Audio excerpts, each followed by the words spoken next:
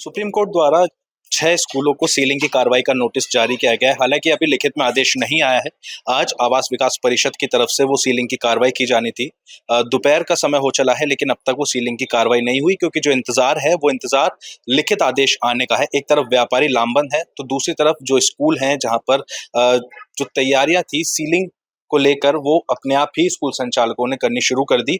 उन 6 स्कूलों में से एक स्कूल में मैं इस समय मौजूद हूँ, और यहाँ पे आप देख सकते हैं छोटे बच्चों की ये क्लास है, और यहाँ पे जितना भी फर्नीचर है उसको वाइंड अप करना स्टार्ट कर दिया है। यहाँ पे जो स्टाफ है उन लोगों ने जो पैकिंग है वो पैकिंग यहाँ पे की जा रही है। छोटे बच्चों के देखिए झूले यहाँ पे रखे हुए हैं, और जो इनके बच्चों का खेलने का सामान होता है वो यहाँ पे होता है। आप जरा सोचिए कि कितने संख्या में बच्चे यहाँ पे पढ़ते होंगे, और जब अचानक ये आदेश आ जाए कि आपका स्कूल सील किया जाना है, अपना स्कूल खाली कर दीजिए, तो किस तरीके की वो तस्वीर रही होगी। उसी तस्वीर को दिखाने के लिए मैं इस वक्त यहाँ स्कूल में पहुंचा हूँ। ये तमाम स्टाफ इस स्कूल का यहाँ पे खड़ा हुआ है। आज के दौर में आप समझ सकते हैं कि नौकरी लगना कितना ज्यादा मुश्किल होता है। एक युवा जिसको बेरोजगार विपक्ष हमेशा मुद्दा उठाता है कि युवा बेरोजगार है, उसको नौकरी नहीं मिल पा रही है, उस नौकरी के जाने की कगार अब इन युवाओं के ऊपर आ गई है। तमाम जो यहाँ पे टीचर्स हैं इस स्कूल के, वो सभी युवा हैं। लेकिन अब जब सीलिंग का आदेश आया है, तो अब परेशानी आन खड़ी हुई है, क्योंकि अचानक से स्कूल खाली करना पड़ रहा है। बच्चों को आज सुबह जब बच्चे आए थे उनको वापसी भेज दिया गया था। मैं बातचीत करूंगा यहाँ पे स्टाफ से। क्या नाम है आपका? So my name is Ayushi. I'm the admit coordinator here at American Kids and American Scholars Academy.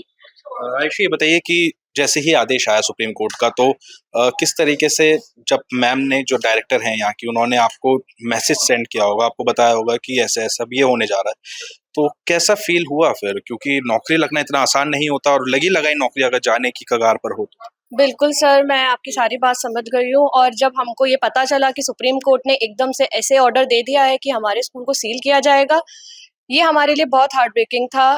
पूरा स्टाफ इज लाइक कि हम एक फैमिली की तरह यहाँ रहते हैं, एक फैमिली की तरह यहाँ वर्क करते हैं, और एकदम से सडनली ऐसा कोई नोटिस आ जाए तो आप खुद ही समझ सकते हैं कि एक नौकरी पाना कितना मुश्किल है आजकल के टाइम में। और एकदम से ऐसे सब कुछ नौकरी बिल्कुल ऐसे हो गई है हमारी कि हम कुछ नहीं कर पा रहे हैं, क्योंकि सुप्रीम कोर्ट से ऊपर कोई है नहीं हमारी कंट्री में। और हम उनकी रिस्पेक्ट करते हैं, ऐसा नहीं है, हम बहुत बहुत ज्यादा रिस्पेक्टफुल है सुप्रीम कोर्ट के ऑर्डर्स के लिए। बट हमें थोड़ा सा टाइम दिया जाए। हम यही रिक्वेस्ट करेंगे कि हमें इतना टाइम दिया जाए कि हम थोड़ा कहीं सेटलमेंट कर सके अपना। एकदम से सारे बच्चों को हटाना, सब अपने प्लेटफॉर्म चेंज करना पढ़ाने का, हम लोग सोच रहे हैं अब क्या कर सकते हैं, ऑनलाइन क्लास हम लोग कंडक्ट करेंगे। बट एकदम से सब कुछ करना तो पॉसिबल नहीं है, सब चीजों के लिए टाइम लगता है। पॉसिबल नहीं है। देखिए, ये स्टाफ से हैं यहाँ पे, आंखों में आंसू हैं, और इसी से ही आप जो है अंदाजा लगा सकते हैं। आपने कितने साल इस स्कूल को दिए? मुझे 17 साल हो गए यहाँ पे स्कूल में। मेरी मैम इतनी अच्छी है, मैं बता नहीं सकती। सारे स्टाफ को ऐसे फैमिली की तरह रखती है हमारी मैम। हमारी मैम ने हमें कभी दुख नहीं दिया, और अब हमारे स्कूल ऐसे बंद हो जाए तो हम लोग कहाँ जाएंगे, कहाँ नौकरी करेंगे एकदम से? बताओ, अपने बच्चों को हम लोग कैसे पालेंगे? बताओ, हम भी तो इसी स्कूल के ऊपर निर्भर है। हम कहाँ जाएंगे? अपने बच्चों को कैसे पालना है हमें? बताओ, हमें 17 साल यहाँ हो गए, और एकदम से हमारे स्कूल का ऐसे आदेश आ गए जो ये एकदम से हमारे स्कूल के तोड़ने की नौबत हो रही है। बताओ, ऐसा नहीं होना चाहिए बिल्कुल भी। ये विद्या का मंदिर है, टूटना नहीं चाहिए। विद्या का मंदिर का टूटना नहीं चाहिए। देखिए, आप दुख देख सकते हैं, क्योंकि 17 साल वो बता रही हैं कि यहाँ पे करते हुए नौकरी उनको हो चुके हैं, और अब जिस तरीके से सुप्रीम कोर्ट ने अचानक की आदेश दिया है, उसके बाद हर कोई गमज़दा है। हर कोई यहाँ पे इस वक्त इमोशनल हुआ हुआ है। तमाम जो टीचर्स हैं, मैं बातचीत करना चाहूँगा। देखिए, आप कितने समय से पढ़ा रही हैं? सर, मुझे अभी 10 डेज हुए हैं यहाँ पर ज्वाइन किए हुए। अभी मेरा कल फर्स्ट डे था बच्चों के साथ इंटरेक्शन का। कल से ही हमारे सेशन स्टार्ट हुए थे, पर 10 डेज में भी मेरे को इतना फील हो रहा है कि मतलब ऐसा लग रहा है कि कुछ पीछे छूट रहा है एकदम से। तो मतलब बहुत इमोशनल फीलिंग है। अभी सबसे पहले कहीं जॉब की है? नहीं, मेरी फर्स्ट जॉब है ये, फर्स्ट जॉब है मेरी ये, और बहुत बुरा लग रहा है इस बात को लेकर। आप भी यहाँ पे टीचर हैं, यस सर। आप कितने समय से पढ़ा? मुझे यहाँ पे पूरा 1 साल हो गया है और मुझे पूरा मेरी बेटी भी यहीं पढ़ती है, इसी स्कूल में पढ़ती है। I am also a parent और मैम इतनी अच्छी हैं कि हम उस चीज़ को बता नहीं सकते। सारा स्कूल का स्टाफ, सारी चीज़ें बहुत ही बहुत अच्छा है। स्कूल बिल्कुल भी बंद नहीं होना चाहिए, इवन कोई भी चीज़ कहीं नहीं जानी चाहिए, बस यही रिक्वेस्ट है। अच्छा ये बताइए कि आप आगे आइए, आप अभी यूथ हैं, इससे पहले कहीं जॉब की है आपने? जी। तो अब उसके बाद में जैसा आप बता रहे हैं जॉब की है, एक जॉब पाना कितना ज़्यादा मुश्किल होता है ना? और अगर आप टीचिंग लाइन में आ जाते हैं तो कंपटीशन भी बहुत ज़्यादा हाई हो जाता है। ऐसे में जब आप एक जगह काम कर रहे हैं और अचानक वहाँ से जाने की नौबत आए, तो अच्छा वो नहीं कैसा लगा था आपको उस अच्छा समय नहीं जिस समय ये आदेश आए थे? बिल्कुल अनएक्सपेक्टेड था। बिल्कुल सुबह जब सोकर उठी थी, बिल्कुल नहीं सोचा था आज का दिन ऐसा बिताएँगे। कभी नहीं सोचा था ये मेरे को 10 तारीख को यहाँ 3 साल पूरे हो जाएँगे।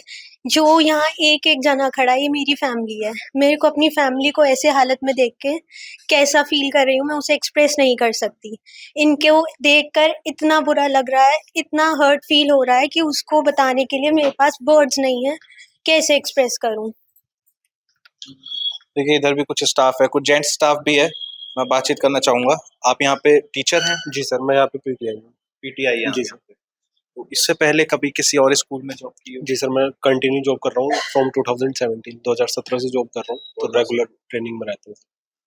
हर कोई अगर स्कूल चेंज करता है, अपनी जॉब चेंज करता है, तो शायद इसी उम्मीद के साथ करता है कि उसको आगे आने वाली चीज़ कुछ अच्छी मिलने वाली है। और बेशक आपको कुछ अच्छा यहाँ पे मिला होगा और अब वो हाथ से जाता दिख रहा है। आदेश आने के बाद कैसा लगा जब मैम की तरफ से मैसेज आया कि स्कूल पे सील होने का? सर मैंने इतने स्कूल्स में जॉब की है कि सबसे ज़्यादा जो सपोर्ट मुझे मिला है वो यहाँ पे मिला है, और ऐसे स्कूल को ऐसे देखते हुए तो बहुत परेशानी हो रही है और दुःख की बात है कि पता नहीं आगे क्या होगा। बहुत हर्टिंग है ये सर, ये अनएक्सपेक्टेड था कि एकदम से ऐसा होगा।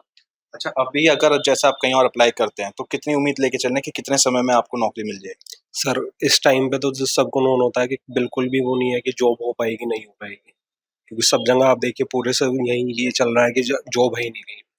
अब एकदम से जॉब जाना सबके लिए हार्टफुल है, एकदम धक्का सा लगता है कि जॉब नहीं है।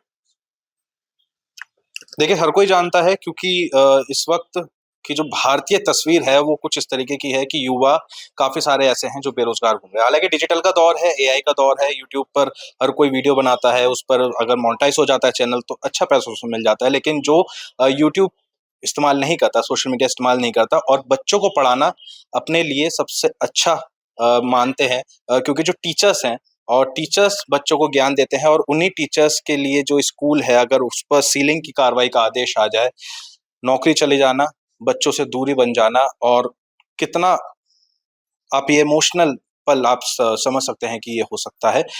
फिलहाल अभी जो टीचर्स हैं, जितने भी स्कूल संचालक हैं जिनको सीलिंग की कार्रवाई का नोटिस आया है, उन्होंने अभी तय किया है कि एक आरटीआई वो फाइल करेंगे सुप्रीम कोर्ट में और उस आरटीआई के तहत जो सुनवाई होगी उसी के चलते जो जवाब आएगा आगे की कार्रवाई उसके अकॉर्डिंग ही की जाएगी। नमस्कार, मैं Kanwaljeet Singh, all India school leaders association का मैं राष्ट्रीय अध्यक्ष हूं और यहाँ पर आज हम अमेरिकन स्कॉलर्स एकेडमी में हम लगभग 20 स्कूल के करीब चेयरपर्सन यहाँ पर बैठे हुए हैं और जो सुप्रीम कोर्ट का एक आदेश आया है कुछ विद्यालयों को लेकर, उसके लिए सुप्रीम कोर्ट में एक याचिका दायर करने जा रहे हैं जिससे सभी स्कूलों को, ना केवल वो स्कूल जिनको ये अभी जो ये ऑर्डर आया है उनके सीलिंग के लिए, बल्कि पूरे भारतवर्ष, क्योंकि भारत के 90% से ज़्यादा विद्यालय इसी तरह से जो छोटे विद्यालय हैं वो आवासीय परिसरों में ही